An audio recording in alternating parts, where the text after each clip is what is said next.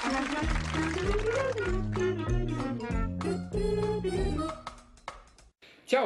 Tšau! Minu nimi on Roger. Ja mina on Heiki. Ja mina olen Eesti Noorteühenduste Liidu juhatuse esimees.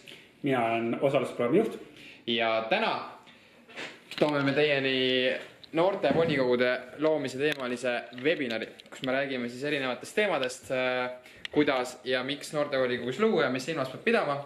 Aga selleks, et webinariga pihta hakata, siis nagu ikka kaamera paika. Kui setup on paigas, siis anname tuld. Mana.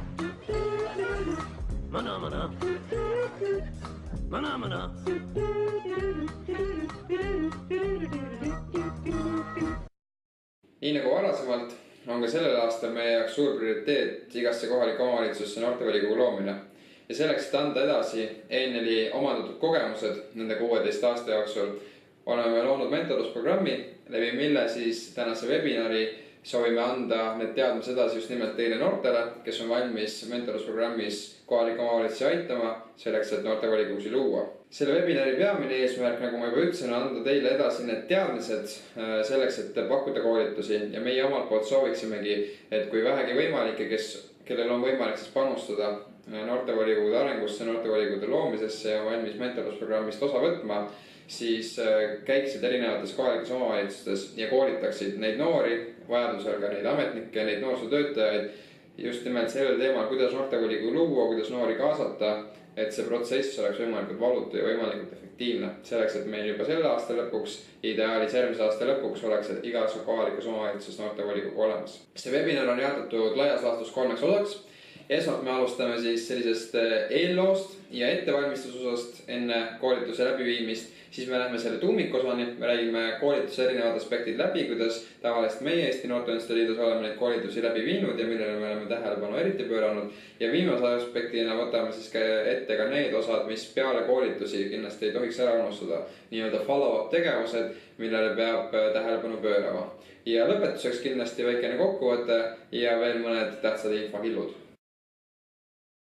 Selleks, et mõnes omavalitsuses hakata uut noortevolikogu looma, oleks vaja teha koolitus, nagu Roger juba enne mainis. Aga enne igasugust koolituse tegemist on vaja teha ettevalmistusi ning tegeleda mõne tegevusega, millest ma nüüd järgmisena räägingi. Kõige esimene tegevus, mis me leiame, et on väga vajalik teha, on võtta ühendust siis selle kohaliku omavalitsusega, kuhu hakatakse noortevolikogu looma, noorsootöötajaga ning noorsootöö eest vastutava ametnikuga, kelle ametinimetus tavaliselt on noorsootöö spetsialist vallavalitsuses, kuid võib-olla olenevalt omavalitsusele ka mingisugune muu ametinimetus. Miks on mõtet nende inimestega esmalt kokku saada või vähemalt neile helistada, on seetõttu, et kõigepealt meile tutvustada, et on üldse plaanis teha kohalikus omavalitsuses noortevolikogu. Sest kui noorsootöötaja ning vallaametnikud ei tea noortevolikogu loomise ideest, siis nad suure tõenäosusega ei ole nõus ka hiljem kaasa aitama noortevolikogu tegemistele. Ning kuna noortevolikogu peab varem hiljem hakkama nõustama vallavalitsust ja kohalikku noorsootööd, siis on mõistlik juba kohe alguses tutvustada neid plaane. Teiseks teavad kohalikud noorsootöötajad ja vallaametnikud seda, et mis koha peal on täpne kontekst. Ehk siis, kus on just need noored, kes võiks olla noortevolikogust huvitatud, kas on mingisugust muid takistusi vallas, kas näiteks vallavalitsuse ja volikogu liikmed on üldse noortevolikogu suhtes hästi meelestatud. Ja see on oluline info, mida hiljem on vaja teada. Peale seda, kui on räägitud kohalike ametnikega, ongi järgmine tegevus huvitatud noorte otsimine. Ja need huvitatud noorte leidmiseks on päris mitu erinevat viisi. Kõigepealt võib kindlasti juhtuda see, et kui te ise olete selle vallaga kursis, siis te võib olla enda mingisugust tuttavaid, enda sõpru selle omavalitsuses, kes on juba aktiivsed ning kellele te võite otse neid pakkumisi saata. Ehk siis selle kohta, et te tahate koolitust ja noortevolikogu luua. Teine võimalus on see, et noorsootöötaja väga tihti teab, kes on kohalikus omavalitsuses need aktiivsed noored, kes on teotahtelised ja kes viitsivad niisugust asja nagu noortevolikogu tegeleda. Kolmandaks on võimalus leida uusi noore, käies näiteks koolides, teha selliseid väikseid koolitunni külastusi, kus tutvustada noortevolikogu loomisideed ning võtta ühendust ka näiteks koolide õpilasesindustega, kus on palju aktiivseid noori. Ja võib teha ka sellist tutvustavaid üritusi varasemalt noortekeskuses, et sealt saada aktiivselt noori kätte. Kui aktiivsed noored on leitud, kes tahavad koolitusel osaleda, siis oleks vaja leida koolituse jaoks ruumid. Meie ENL-ist arvame, et kõige parem on koolitusi korraldada mitteformaalses õhkkonnas, ehk siis koolitus ei tohiks toimuda näiteks koolis või siis vallavalitsuse ruumides, sest need on kohad, mis hirmutavad natuke noori ära ning noored ei viitsi tavaliselt tulla nendele sündmustele. Eks meie soovitame leppida kokku näiteks noortekeskusega, et saada sealt tasuta ruume. Võib olla teoorias ka näiteks mingisugune kohalik lahe kohvik, kus on võimalik teha koolitust või mingisugune muu selline vabam õhkkond. Kindlasti võiks mõelda ka sellele, et kui koolitada noori, siis väga palju noori tuleb juba selle peale kohale, kui neile pakkuda erinevat snäkke või natukene midagi söödavat. Et võib mõelda ka sellele, et kuidas oleks võimalik seda noortel pakkuda. Ning viimaseks tuleks kindlasti vaadata seda, et kas seal koha peal koolituse kohas on olemas need vahendid, mida teil on hiljem koolituse tegemiseks vaja. Kõige lihtsam on see, et seal võiksid olla mõned lauad ja toolid, et noored saaks nende taga tööd teha. Aga üldiselt me soovitame, et võiks olla olemas projektor ning arvuti selle jaoks, et saaks esitada kas PowerPointi, preesit või mingit muud esitlust. Ja võiks olla koha peal ka markereid ja tahvlipaberit, et noored saaksid enda ideid kirja panna. Juhul, kui neid asju koha peal olemas ei ole, siis tuleks need ise kaasa võtta. Ehk siis lühidalt 4 asja, mida on vaja ettevalmistuseks teha. Esiteks, kohtuda ametnike ja noorstöötajatega ning rääkida neile enda ideedest. Teiseks, leida need noored, kes reaalselt tulevad koolitusele ning on nõus tegema noortevolikogu. Kolmandaks, leida ruum, kus seda koolitust läbi viia. Ning viimaseks tuleks vaadata, et seal ruumis on olemas kõik see, mis on vaja. Ja nüüd on siis webinari tuumikosa, ehk siis räägime koolituse ülesehitusest ja täpsemalt, mida on siis vaja silmas pidada ja kuidas võib-olla võiks seda läbi viia. Esimese asjana kindlasti koolituse puhul, mida silmas pidada, on sissejuhatus. Sissejuhatus kogu päevale, koolitusblokile ja ka tutvumisosa. Ehk siis kui kõige esimesena sõna võtta, siis kindlasti on tarvilik teha mingisugune tutvumisosa. Kuna selline jäämurdmine on hästi oluline erinevatel noortesündmustel ja eriti kui võib olla olukord, kus mõnest suurest kohalikust omavalitsust on tulnud noored kokku erinevatest piirkondadest, siis kõik ei pruugi üksteist teada. Ja hea oleks alguses teha mingi tutvumismäng. Meie omalt poolt oleme kasutanud erinevaid selliseid naljakaid ja cheesisid mänge, sest mida imelikum, seda paremini ta natukene seda jääd sulatab. Aga see on teie enda välja mõelda, millist tutvumismängu te soovite kasutada. Kuid kindlasti tutvumismäng on äärmiselt oluline. Ja teine asi ongi sissejuhatus päevale. Ehk siis mõelda läbi juba eelnevalt enda jaoks, mis need punktid kindlasti on, millest rääkida ja tutvustada, mida te hakkate järgmise 2 või 3 tunni jooksul tegema konkreetselt, et kohalolijad teaksid juba ennast häälestada, mis neid ees ootab. Teise osana tuleks koolitusel osalejatel tutvustada seda, et mis on noortevolikogu ehk siis mille loomisel nad praegu osalevad. Noortevolikogu lihtsalt öeldes on noorte osaluskogu, mille eesmärgiks on nõustada kohalikku omavalitsust ning esindada noorte huvi selles piirkonnas, kus te just parasjagu asute. Tuleks tutvustada seda, et mis on need tegevused, mida noortevolikogud peamiselt teevad. Selle jaoks soovitan kasutada hästi palju enda kogemust ning rääkida just sellest, et enda näitel, mida teie olete enda osaluskogus teinud. Näiteks korraldanud osaluskohvikuid, osalenud erinevates komisjonide töös, võib-olla teinud muid tegevusi, küsitlusi ja mis iganes asju, mille tavaliselt noortevolikogud tegutsevad. Ja kindlasti tuleks rääkida ka natukene enda kogemusest, ehk selles mõttes, et mida on noortevolikogu töös osalemine andnud teile, mis kogemust olete saanud, miks üldse noored peaksid tahtma noortevolikogus osaleda.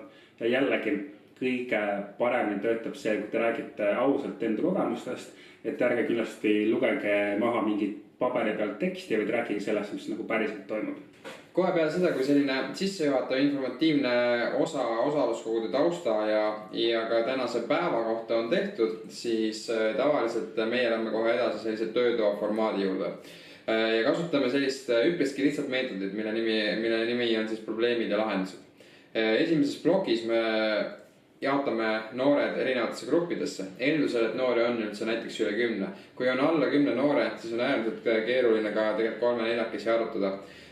Soovitusena on esimese asjana see, et oleks üldse noori üle 10 ja siis näiteks panna 3-4 gruppi. Võimalus on jaotada noored erinevate teemavaldkondade järgi.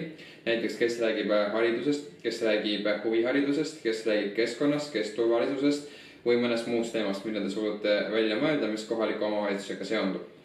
Noored selle järgselt siis jagunevad oma gruppidesse ja siis neil on aega circa 20-30 minutit selleks, et siis panna paika kõik probleemid, mis neil üldse pähe tulevad, mis seal kohalikus omavalitsuses hetkel on ja pange tähele just nimelt noorte seisukohast. Eks neid probleeme võib olla küll palju, aga mida need noored ise arvavad, mida nad ise tunnetavad, mis need peamised probleemid on, mis hetkel seal kohalikus omavalitsuses just nende jaoks ka kõige aktuaalsemad on. Peale seda, kui need probleemid on kaardistatud, on kirja saadud, siis on lahenduste plokk. Ja lahenduste plokk võtab ka tavalist aega vähemalt pool tundi, kui on võimalus võib muidugi teha ka kauem. Ja see on juba see hetk, kus noored võiksid hakata mõtlema selle peale, et millised lahendused on üldse võimalikud. Ehk siis, mida peaks tegema, et erinevaid probleeme lahendada. Ja nad ei pea tulema välja kohe tegevuskavaga, nad ei pea süvitsi oskama öelda, et kõigepealt ma teen ülesande A, siis B ja lõpuks ülesande X, vaid peaks panema paika siis selle suuna, et kui mul ongi mingisugune näiteks küsimus ülekäiguraja kohta ja selle kohta, et turvalisusega on mingi probleem, siis mis meetodid ma peaksin selle lahendamiseks kasutama?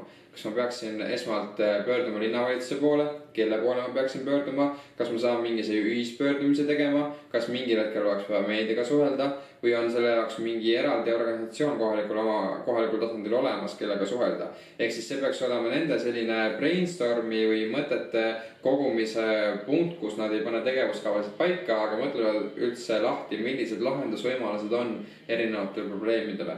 Näiteks kui ongi välitingimustes erinevate kas siis sportimisvõimalustega tegemist, siis on ka võimalik mõelda selle peale, et äkki on vaja hoopis mingi projekt kirjutada, äkki on võimalik küsida kohaliku omavalitsuse käest toetust või äkki on võimalik ise nii-öelda heategevuse korras midagi mingi sündmuse näol asi lahendada.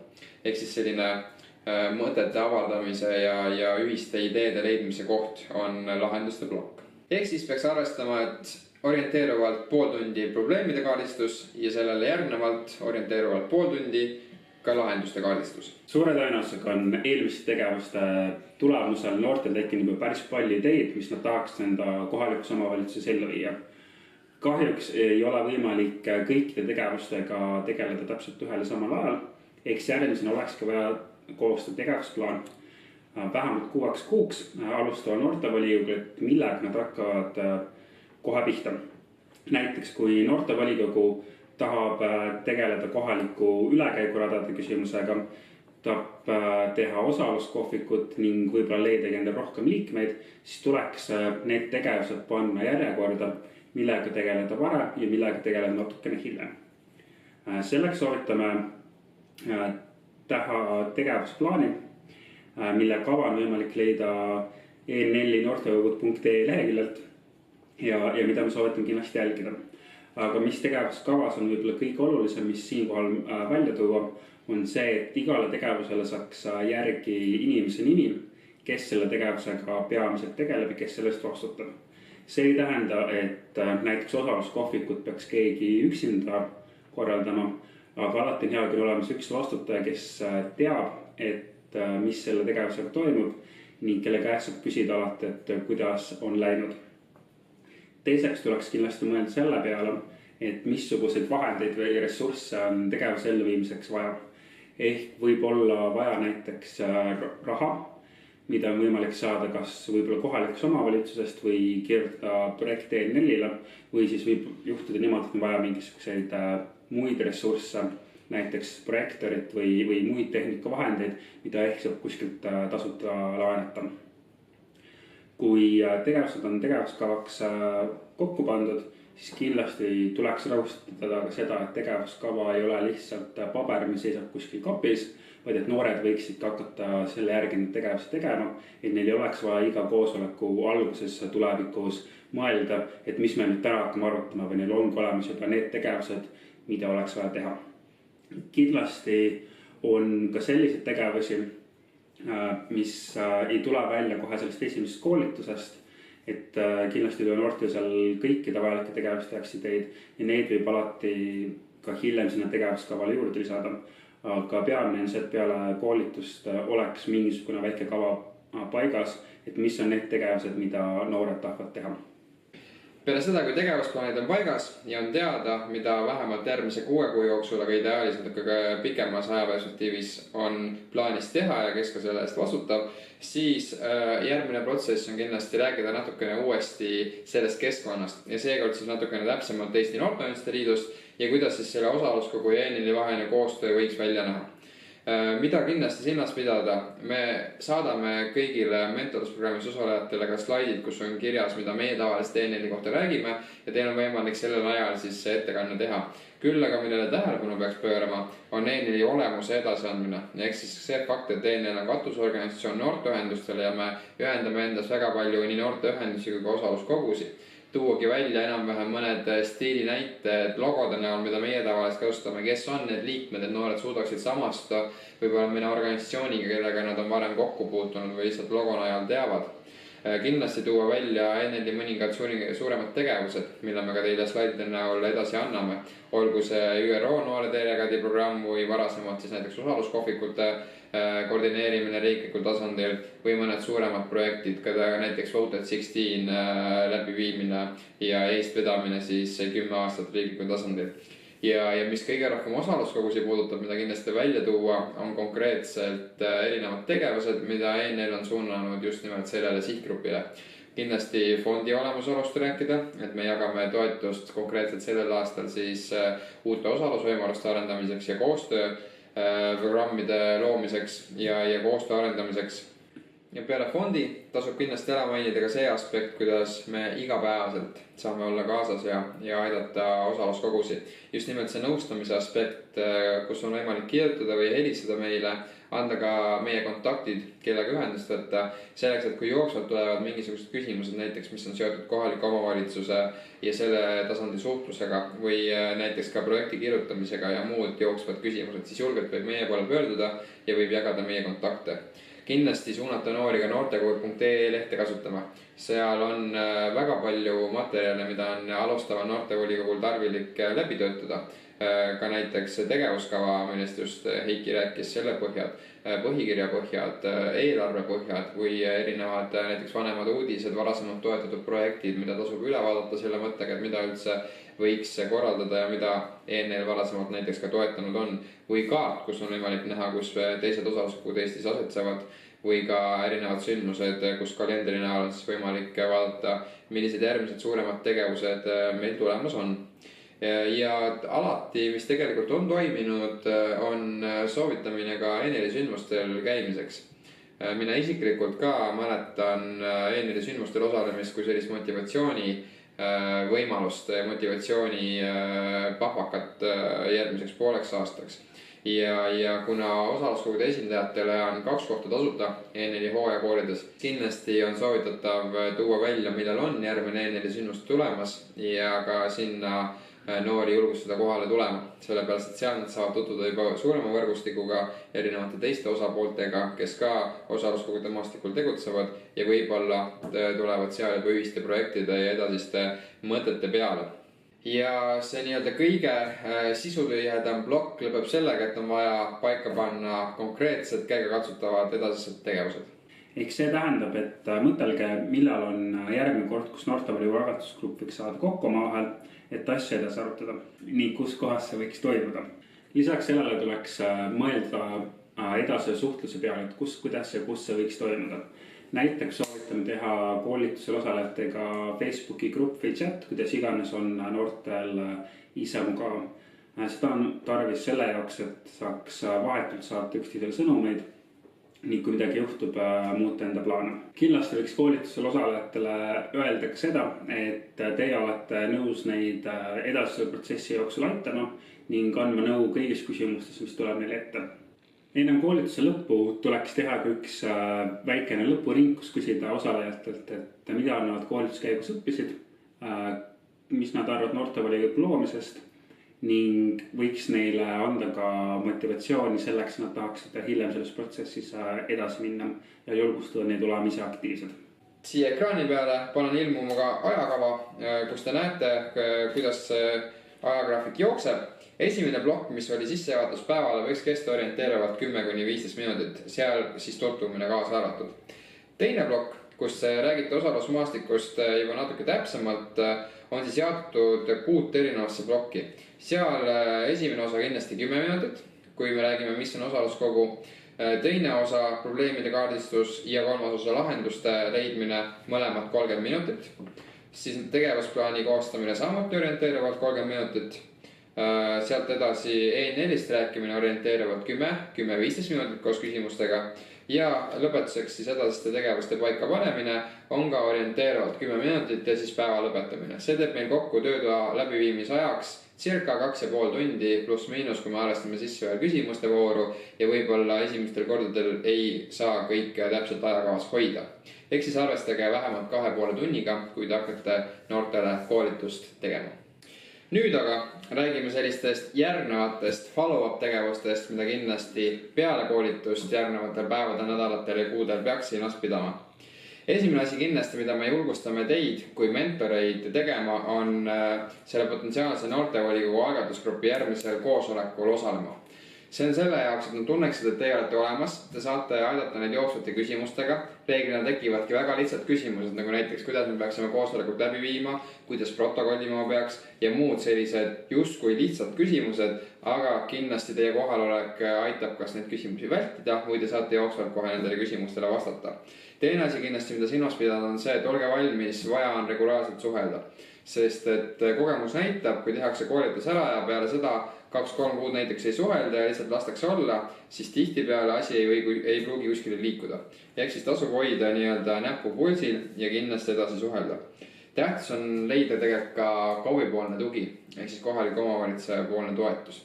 Ideaalist, nagu ka varasemalt Heiki rääkis, on kohaliku omavalitsuse poole peal noorsootööspetsialist siis, kes vastutab konkreetselt selle valdkonna eest. Aga noortevolikogu luues ei pruugi veel kohaliku omavalitsuse meelestatus olla 100% ja see on ka teie üks ülesanne kindlasti, et vajadusel aidata siluda seda teed kohaliku omavalitsuseni ja leida see inimene kas siis noortekeskusest või kohalikust omavalitsusest, kes on valmis ka olema selline pooleldi mentor või siis tugi noortevolikogudele, kuna teie ise igapäevaselt kohal ei saa olla. Tasub kindlasti mõelda selle peale, et kas teil on võimalus endale kutsuda see noortevolikogu külla. See aktiivgrupp siis näiteks 10 inimest või 5 inimest või kui juba asi edasi areneb, siis potentsiaalne juhatus või mõnel muul viisil mõni kokkusaamine siis ära teha. See on just selle eesmärgiga, et nad saaksid aru ka, mida mujal Eestis tehakse, mis on see konkreetne teie piirkonna nähtus või kuidas teil läheb, et te olete ise valmis näiteks mentor olema, mis on see eeltöö, et teie osaluskogu või teie ise olete saanud piisavalt tugevaks, et teisi omakorda koolitada. Ja viimaseks kindlasti on tarvis kaardistada tegelikult selle noortevolikogu algatusgrupi edasine koolitusvajadus. Ehk siis koos teiega või üksi teie poolt siis initsiatiivina tuua välja see, et kui see basic on edasi antud ja on teada, mis on osaluskogud, mis on probleemid ja mida edasi peaks tegema, siis oleks vaja ära kaardistada, et mis on need oskused, millest veel puudu on. On see avaliku esinemise oskus, on see mingi muu meediaalane oskus, näiteks uudiskirja kirjutamine või artikli kirjutamine, arvamusloo kirjutamine, on see näiteks just mingi disainitöötuba, on see projekti kirjutamise töötuba, mis iganes see teema on. Sest kindlasti eeldatakse, et võib-olla on need kogemused olemas, aga sellise väikse eneseanalüüsi käigus võib selguda, et eelkõige juhatusel, potentsiaalsel tulevasel juhtkonnal ei ole neid oskusi veel, mida oleks vaja ühel õigel juhil või siis tervikuna meeskond ei tunne veel, et nad on väga ühtsed ja on vaja sellega seonduvalt võib-olla mõnda meeskonnatöö koolitust. Kuid kui sellised punktid on paigas ja koolitus on edukalt läbi viidud ja peale seda te enda jaoks olete ka läbi mõtestanud selle protsessi, kuidas edasi minna ja mida teha, siis sellega tegelikult ongi selline noortevolikogu mentordamine justkui tehtud nii-öelda meie soovitusena teile. Seal edasi on võimalik teil muidugi tuua sisse oma nüansse, kui te näete, et kuskil oleks midagi vaja täiendada või mõnda asja rääkida väheke pikemalt. Aga enne veel, kui räägime selle kõige tüüpilisema osa, ehk siis too long didn't listen, võtame kiirelt kokku, mis need punktid on, mida kindlasti on vaja silmas pidada, siis tooks võib-olla kiirelt ette veel, milline see ajakava selle konkreetse päeva puhul olema peaks, kus te noori koolitama lähete.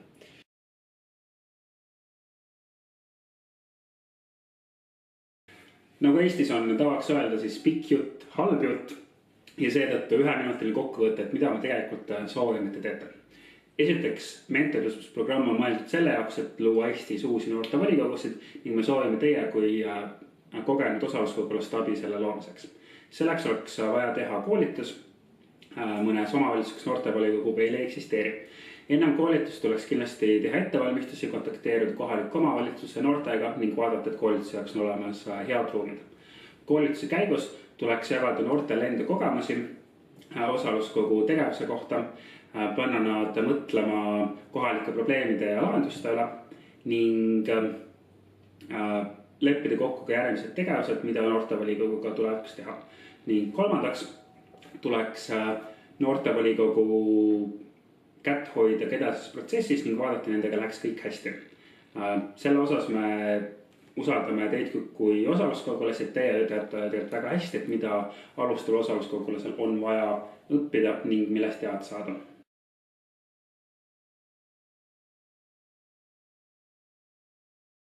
Tervist! Selle jaoks, et meil vurr käima läheks, on vaja, et teie teeksite aktiivset tööd. Seega võtke julgelt meiega ühendust, kasutage nii Snapchati või Instagrami või joonistage meile, aga peamine on see, et te paneksite täiega ja teeksite kõik endast olema, et me saaksime hästi palju ägedaid noorte volikogusid.